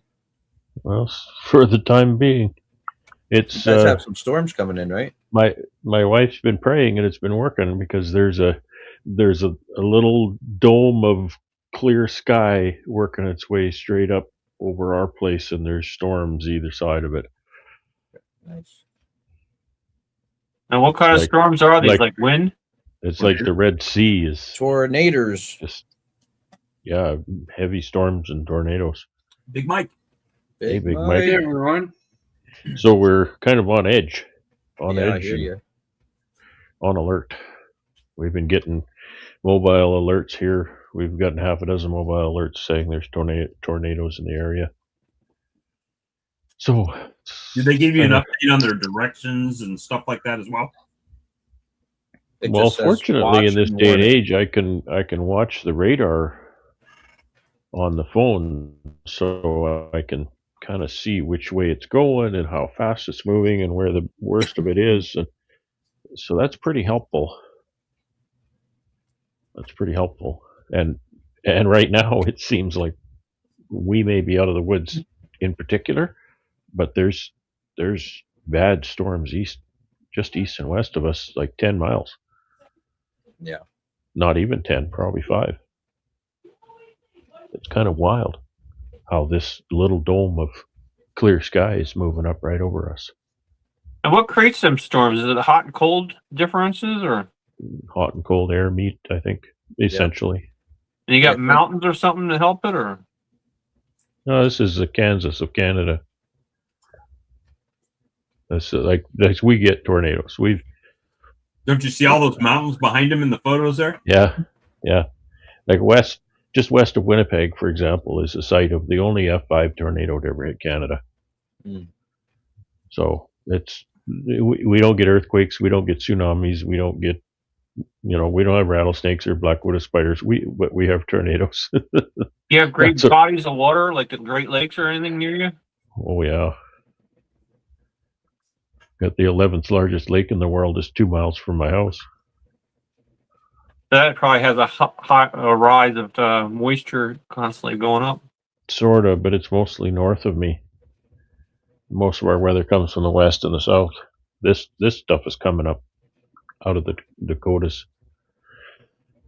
heading north. Like it's just a constant roar outside right now.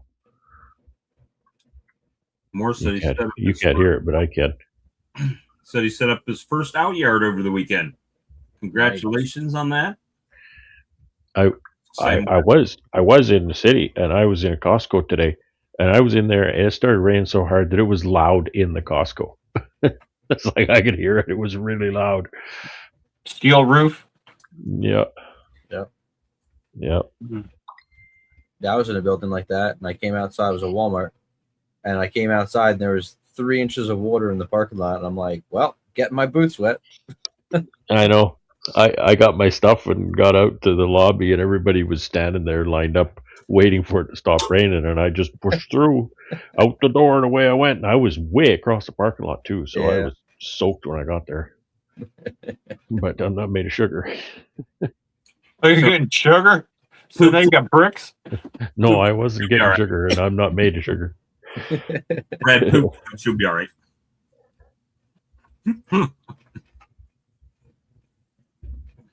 What you been up to, Big Mike? Well, my friend Gina came over and we spent an hour and a half trying to find the virgin that got in my cell builder. Oh no! You found her 35 though? cells it got. Oh shit. You found her? Yeah. Okay. I went Good. through it yesterday, and there's just so many bees. Today she went through it about 4 times. I went through it, hand in frames, putting them in boxes.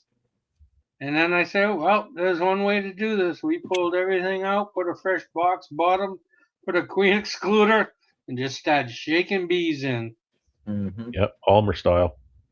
And shake. And then I picked everything up and started putting the frames back in, so they didn't want to go down to an empty box. Yeah. And But the after virgin about queen can get through 40 minutes of smoking and stuff, I spotted her once on the frame, and then couldn't find her. She's as black as the black bees that are in there. How did she get in there? Honestly, I'd already done a round, and I put in some more brood, and I think there must have been a queen cell that had hatched, and I think I put her in there. Yeah, because I had a queen excluder underneath it, so they couldn't come in. Yeah.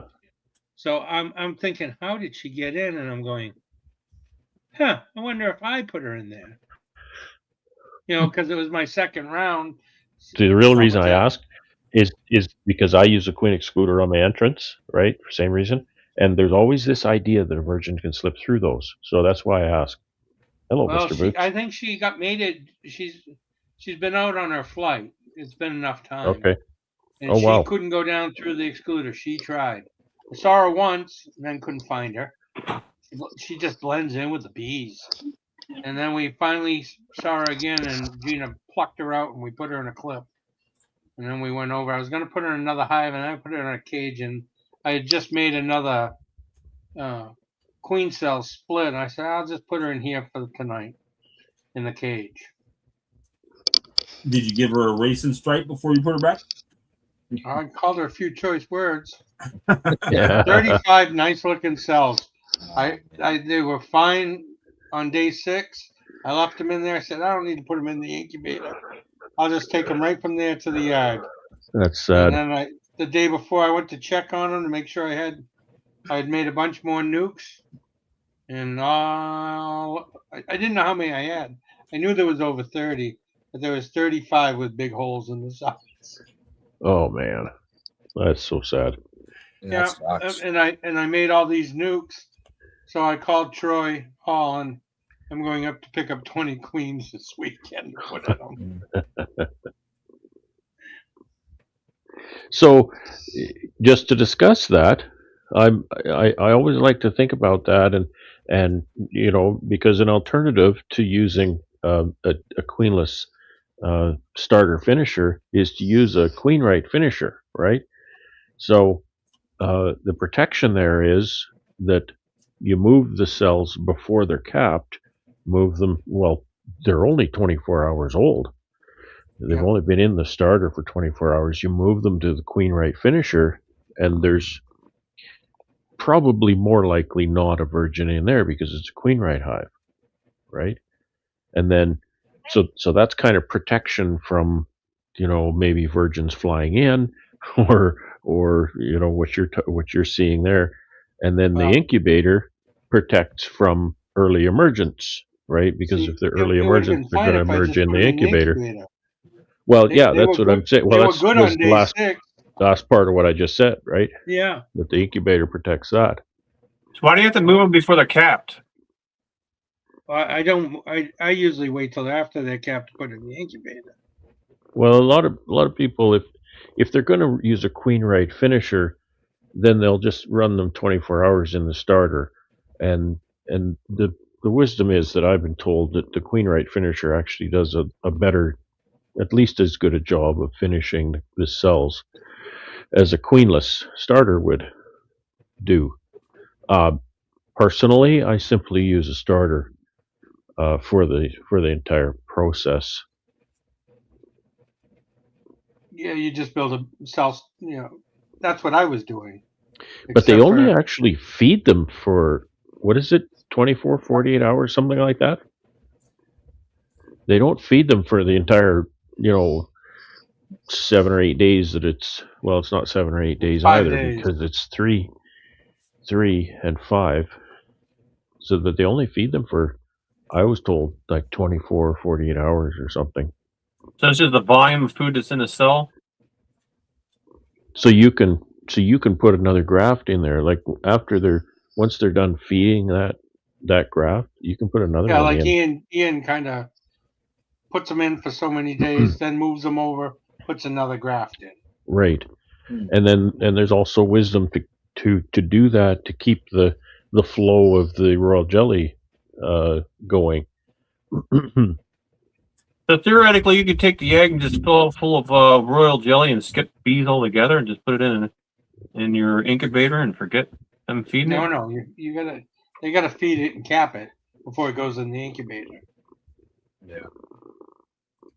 They're not gonna cap themselves. I mean, does it need to be capped to begin it? Yeah. Oh yeah. What's the capping do? Keeps them safe. I mean, She if you can't put emerge them, if she doesn't have a cap. if it's in an incubator, it's climate controlled, right?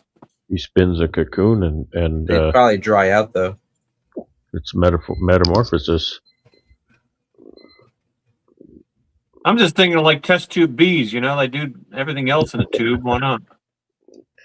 The Pyrex line. Yep. Pyrex line bees. Yeah. I've made a lot of nukes this year with queen cells from, swarm cells, and my friends are starting to refer to it as the Mike method. I said it's called what I refer to it as. It's neglective grafting. There you go. Neglective grafting. Yeah. Not selective. It's like No, it's neglective. neglective. Now, is there a way to get those swarm cells to get in each one of those cages in the positions you want just perfectly? Just cut them out. Cut 'em out. Cut them out and put them into the nuke box. Another box.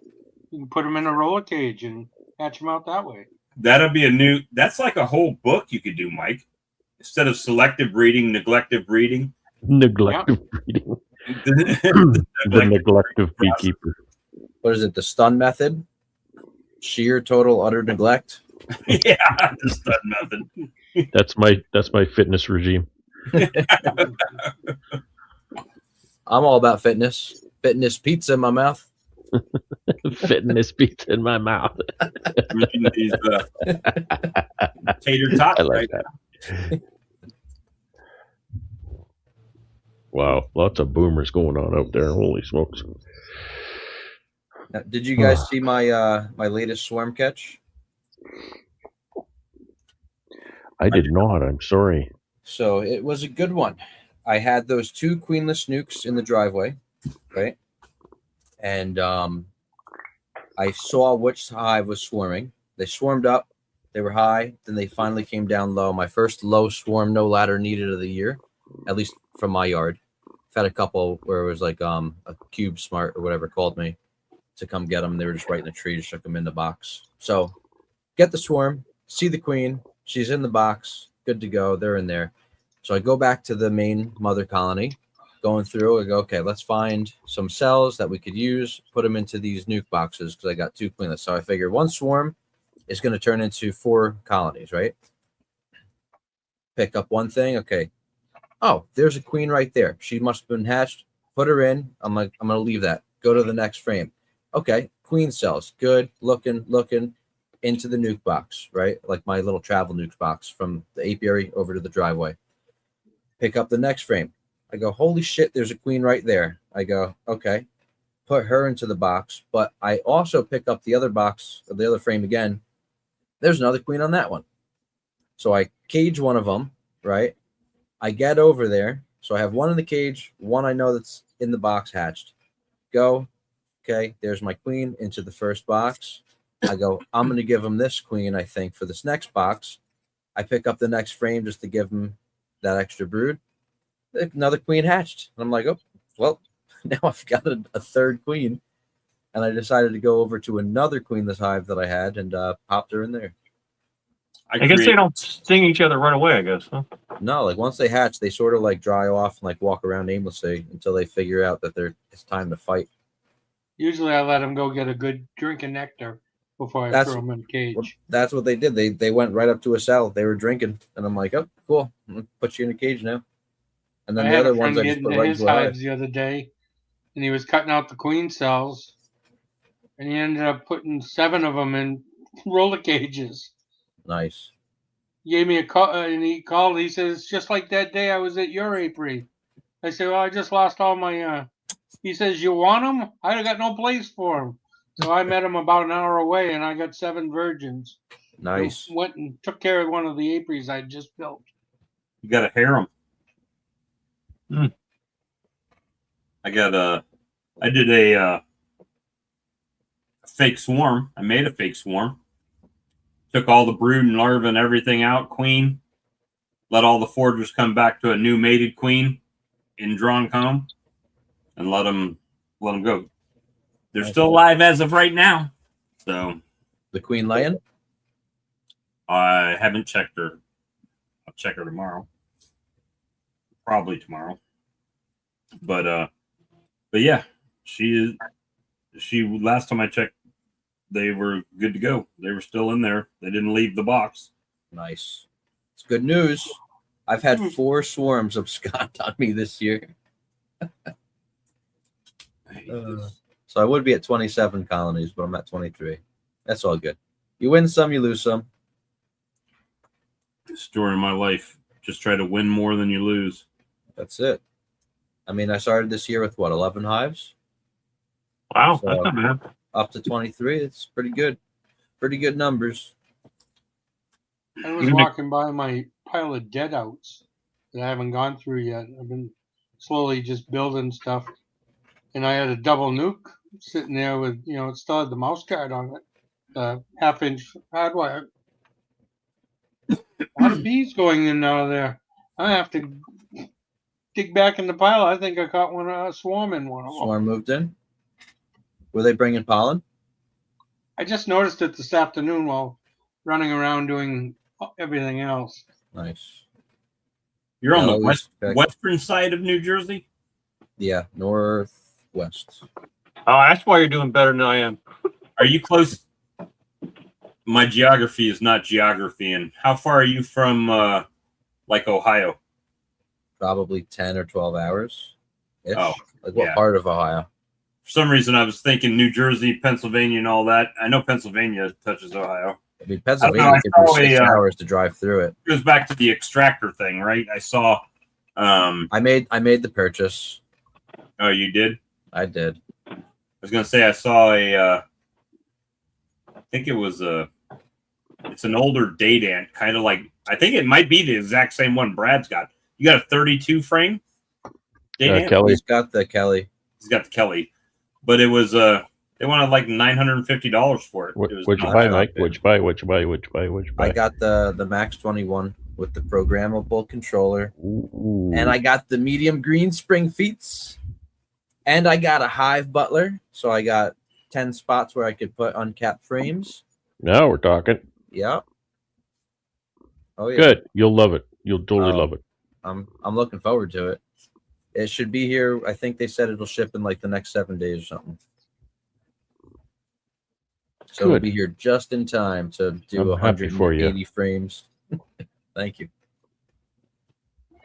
We like to see other people spending their money. Yeah. Trying. So it's how many deeps will that hold? 12 deeps or 21 mediums.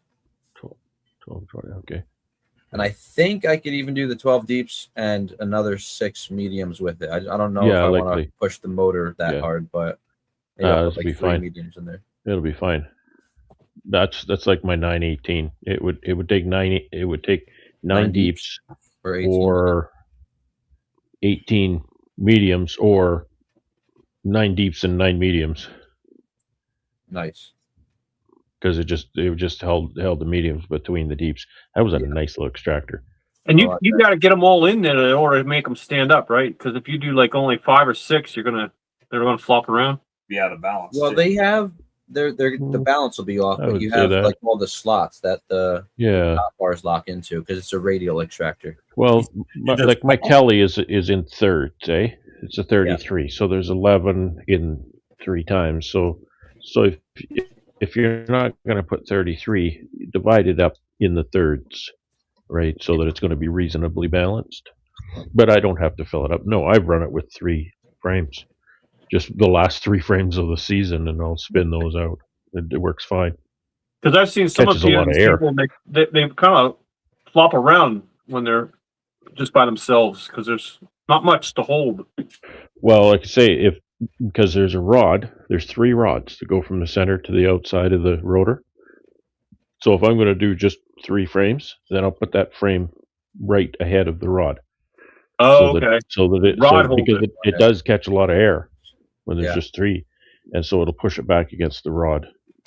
I mean, if you're extracting, and Right. you got like 3 more to do. You could just take 3 frames out and get them spaced approximately, and then have the other ones just be empty frames, just so it does hold it. You could. Yeah. And when I'm doing, I actually do my minis, my mating nuke frames, and they'll sit in the bottom. Okay. But I usually I'll put them between deeps. You'll actually extract those? Oh yeah. I uncap them with a bread knife, and then I just put them in there, and It's I'll like put a them slice of bread. I'll put them in between the deeps, just so that because they can fall over because they don't have much support. Okay. But yeah, it works great. That old Kelly. And the little mini extractors that holds 2 of them little clip-in frames for like a right. That thing costs more than my Kelly. Oh, they actually have a mini frame extractor. You haven't seen those stupid things? I think no. I hate to say it, I think that's the most retarded thing I've seen in beekeeping since I've been in beekeeping. We don't say retarded, Bob. Well, you don't say retarded. Bob says retarded. That is someone slow made that up, and if you're buying those, you must be even slower. So do you have little mini beehives in order to do that? And you do what's the name of that? Yeah. What's the name? They're like this big, the frames. I don't remember what that's called. Somebody in the chat knows. They know. Who sells them? I don't even want to put it. Mini bee company. No. You know what I'm talking about, Big Mike? No. Oh, I know. And it had the clear outside cover so you can see them spin around, right? It's retarded. Probably. I think you spin 1 frame at a time, right? Oh no! You get 2 of them, but they're like this big. Yeah. Let's see. Hold on. Now you guys got me on a mission. That's good for sampling the different flavors, you know. You have to buy a frame, and then you buy the frame that holds, I think, 8 of those things. I want to say it's 8. So you have to buy a frame. You have to buy the 8 cartridges. Then you take the 8 cartridges out and you put them in this little tiny mini tabletop extractor that spins 2 little frames out. That's stupid. It's the stupidest. It's retarded. Oh, yeah. How much money did you get this year? 27.5 ounces. It's like super expensive for this stuff too. It's like $100 a frame or something. It's like, but you don't have to wait for the whole frame to be drawn out. You can do mini draws. Who in it is? Matter of fact, I know somebody that sells it, and they're so proud of it they didn't even put it on their website.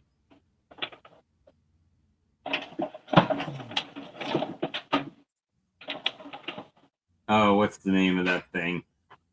I can't think of the name of it. I'm looking for it. I know Brad knows what it's called. Oh, it's a hive keeper, micro honey hive keeper.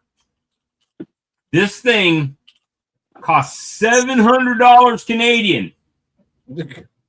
$700 Canadian. Dancing Bee? Dancing Bee does sell it. I like Dancing Bee. Oh my god, it literally just that's it. Yep. So that's at least $500 US for that. Wait, is it spinning a frame or is it spinning? You put 2 of these little cartridges in, 1 on each side, and is it like comb honey though? Yeah. No, you see, it's The all mini plastic. meeting new. So So dumb. that goes one on each side, and it spins out the honey.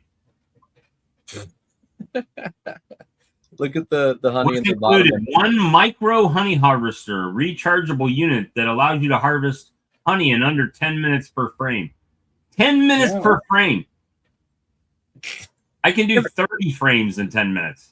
Yeah, but you take that to a show and you can have people freshly, draw their stuff and take it home. Yeah, not me. Hold on, let me go back one. Let's see. You gotta have them waiting in line. You have to get seven or eight of them so you can have them all doing it at once. Maybe if you got one colony and 10 of these frames, maybe that's for you. Not worth it. Still not worth it. But boy, does that ever see. And then there's no benefit of wax, right? You get no benefit of wax off of this. No.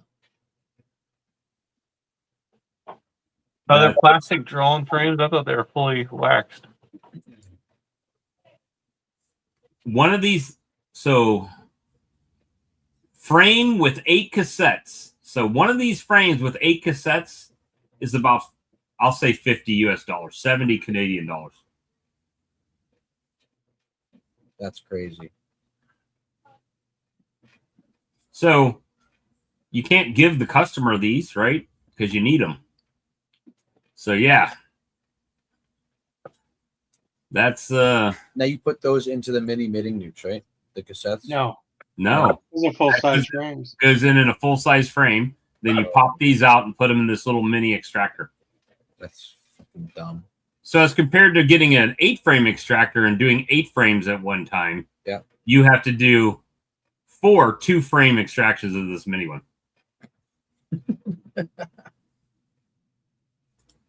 That is, hey, if you like gadgets, if it sells, fucking A. Is that's even more gadgety than Bob would buy? I can't do it. Bob, you got to make a mini uncapper now. Solving problems that don't exist. What was it, Bob? What was it that Val Kilmer said? My hypocrisy knows no bounds.